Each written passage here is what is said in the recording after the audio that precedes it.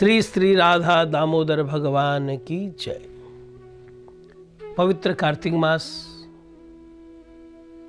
जिस मास को दामोदर मास के नाम से वैष्णव लोग जानते हैं, क्योंकि ये वही महीना है जिसमें भगवान कृष्ण ने बहुत सारी लीलाओं के साथ एक विशेष लीला करी थी कि हम सबको ये बताने के लिए मैं अपने भक्तों के प्रेम में बंधा हुआ हूं। यानी कि इस महीने में भगवान कृष्ण को माता यशोदा ने ओखली से बांधा था। तो दाम का मतलब होता है रस्सी, उदर का मतलब पेट। तो माता यशोदा ने भगवान कृष्ण को ओखली के साथ और इधर पेट में एक रस्सी बांध दी थी। समास होते न समास, तो बहुब्रीहि समास में आता है दाम है उदर में जिनके, अर्थात दामोदर। तो ये वो महीना है, ये वो पवित्र महीना है जिस महीने में भगवान हमें ये बताते हैं कि आप मुझसे प्रेम करो, मैं तुम्हारे सारे कार्य कर दूंगा, मैं प्रेम के वशीभूत हूं। लीला कुछ इस प्रकार से है। इस महीने में दामोदर की लीला सुननी भी चाहिए, इस महीने में दाम बंधन की लीला सुननी भी चाहिए। इस महीने में क्योंकि दामोदर मास है, तो भगवान की जो दामोदर लीला है इसको सुनने का विशेष महात्म्य है। और साथ ही साथ सत्यव्रत मुनि जी ने जो दामोदर अष्टकम लिखा है, वैष्णव लोग उसका रोज पाठ करते हैं। तो वो जो सत्यव्रत मुनि द्वारा लिखित, सत्यव्रत मुनि द्वारा रचित जो दामोदर अष्टकम है, उसकी भूमिका ये है कि माता यशोदा के पास रोज उलाहना आती हैं। कोई गोपी कहती है हमारे घर में माखन खा गया, कोई बोलती है हमारे घर में दही फैला के चला गया, कोई बोलती है हमारे घर में दूध के मटकी तोड़ के चला गया, कोई सखी बोलती, कोई गोपी आके बोलती है कि वो हमने अभी गाय का दूध चूना था, उससे पहले बछड़ा छोड़ के चला गया, कोई बोलते हम रात को कोई काम कर रही थी, ये फूंक मार के हमारा दिया बुझा के चला गया, कोई कहते हैं हमारे घर का कुंडी लगा के चला गया। तो बहुत तरह की उल्हाना, विशेष करके ये जो माखन चोरी की बात है, कभी किसी के घर में माखन चोरी करे, कभी किसी के माखन चोरी हो रही है। तो माता यशोदा के मन में आया कि ये हमारा लाला चोरी करता क्यों है? घर में कोई माखन की, दूध की, दही की, घी की कोई कमी नहीं है, ये माखन चोरी क्यों करता है? कहीं ऐसा तो नहीं कि हमारे घर का माखन टेस्टी ना होता हो, उसमें खट्टापन हो, फीकापन हो, औरों के घर में मीठा हो, मक्खन अच्छा हो, टेस्टी, इसलिए वो उनके घर में चोरी करता है। फिर सोचती है हमारे घर में जो गायें हैं, इतनी बढ़िया बढ़िया गायें हैं, इनका दूध इतना अच्छा होता है, दही इतना अच्छा होता है, तो माखन भी अच्छा ही होता है, हम भी खाते हैं उसको, लेकिन ये खाता क्यों? तो फिर माता यशोदा के मन में आया एक दिन कि मैं खुद अपने हाथों से माखन निकालूंगी।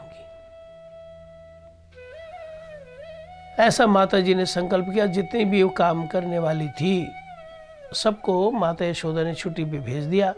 वैसे भी दिवाली का माहौल था, सब छुट्टी पे चली गई और माता यशोदा खुद सुबह सुबह वो दही रड़कने लगी। और दही रड़कते रड़कते वो अपना गा रही हैं। भगवान कृष्ण ने, उनके लाला ने जो अब तक लीलाएं करी उनका गा रही है, और बड़े भाव से वो डूबी हुई है उन लीलाओं में। साथ साथ मदानी चला रही है। इधर भगवान कृष्ण जो शयन लीला कर रहे थे, हमारे गोपाल जी शयन लीला कर रहे थे, वो उनको भूख लगी तो उन्होंने क्रंदन शुरू किया, रोना शुरू किया। लेकिन जो माता जी जो मदानी चला रही हैं और साथ साथ में जो वो गा रही हैं, तो मधानी से जो शब्द है, जैसे मृदंग का शब्द होता है, ऐसे शब्द आ रहा है, घुरुम घुरुम शब्द हो रहा है। और माता जी के हाथ में जो वो चूड़ियाँ हैं वो जो बज रही हैं, जैसे करताल का काम कर रही हूँ, और माता यशोदा गा रही है। इस सब हल्ले गुल्ले में कन्हैया रो रहा है, वो शब्द माता के कानों में नहीं पड़ा। भगवान कृष्ण उठे। उठने की भी लीला बड़ी विचित्र है, क्योंकि छोटे से गोपाल है ना, पहले वो पेट के बल लेटे, फिर उन्होंने अपने चरणों को नीचे किया, फिर अपने शरीर को खिसकाया और धीरे धीरे करके नीचे उतर आए। नीचे उतर आके माता जी का जो कपड़ा है उसको खींचते, मैंने मुझे भूख लगी है, मुझे दूध पिलाओ। माता यशोदा के मन में बस ये निकलने वाला है मक्खन, इसको बस निकाल लिया जाए तो बढ़िया है। दो तरह से मक्खन निकाला जाता है, एक तो इस तरह से रड़का जाता है जब छोटी मटकी हो, जब बड़ी मटकी हो तो उसमें मधानी लगाकर और रस्सी से उसको खींचा जा रहा है। माता जी वो जो बड़ी मटकी में माखन निकाल रही है। गोपाल जी ने आकर उनके वस्त्र को थोड़ा खींचना शुरू किया, बोला मुझे भूख लग रही, इशारे से, क्योंकि अभी भी सो के उठ के आए, बोल नहीं रहे हैं। माता यशोदा अपने गाने में बिजी है और सोचती है बस माखन निकलने वाला तो माखन निकाल ही लिया जाए, बाद में इसको मैं दूध पिलाती हूँ। भगवान कृष्ण देखा माता यशोदा मेरी बात पर रुक नहीं रही है, मुझे भूख लगी है, तो वहाँ पर जाकर जो मंथन दंड है, मुझे मधानी है, भगवान ने अपने छोटे छोटे हाथों से उसको पकड़ लिया। जब उसको मधानी को पकड़ लिया तब माता यशोदा ने अनुभव किया कि मेरे लाला को बहुत जोर भूख लगी है, इसलिए इसने मधानी रोक दी। माता ने गोपाल को अपनी गोद में उठाया और उन्हें दूध पिलाने लगी।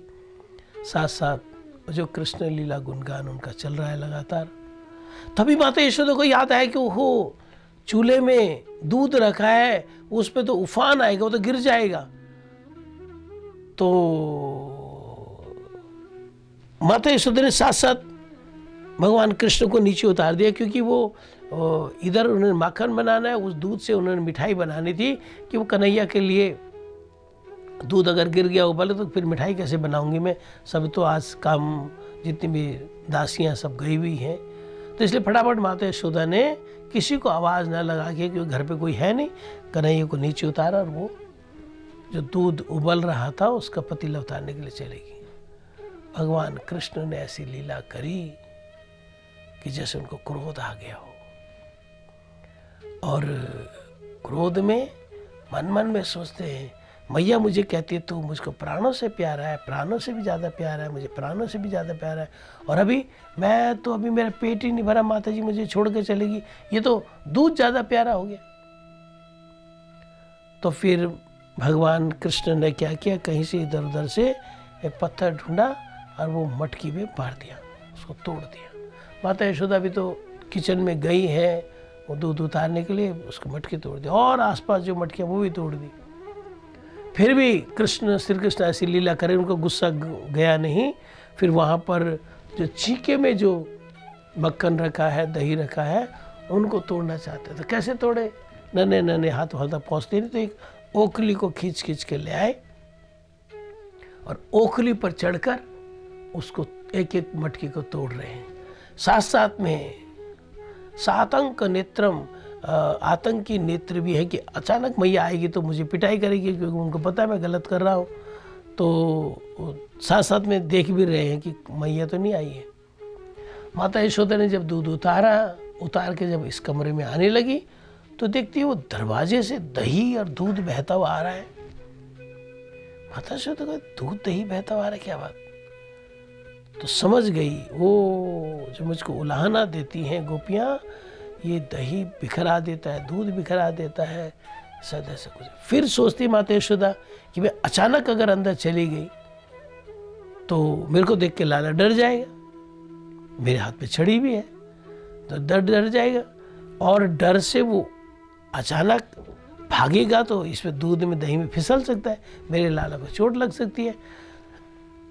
क्रोध भी है और स्नेह भी है।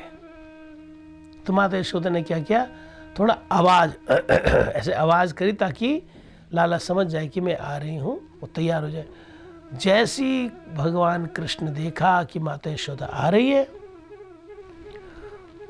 दौड़ना शुरू कर दिया उन्होंने, दूसरे दरवाजे से निकल के दौड़ना। माता यशोदा ने सोच लिया ये ठीक ही बोल रही थी गोपियाँ। देखो कितना दूध दही बहा दिया, सब मटकियाँ तोड़ दी हैं, नीचे जो थी मटकियाँ तोड़ दी, ऊपर वाली भी मटकियाँ तोड़ दी, उनसे दूध दही गिर रहा है। माता यशोदा सोचती अगर मैंने कन्हैया को अगर शासन नहीं किया, अभी बचपन से इसको नहीं शासन किया, तो बड़े होके ये बिगड़ जाएगा। ये माता का वात्सल्य बोल रहा है। नहीं तो भगवान जो सभी संसार को, सारे संसार को धर्म की राह दिखाते हैं, जो भगवान कृष्ण युग युग में धर्म की स्थापना के लिए आते हैं, उन्होंने क्या बिगड़ना है। लेकिन माता यशोदा का वात्सल्य बोल रहा है।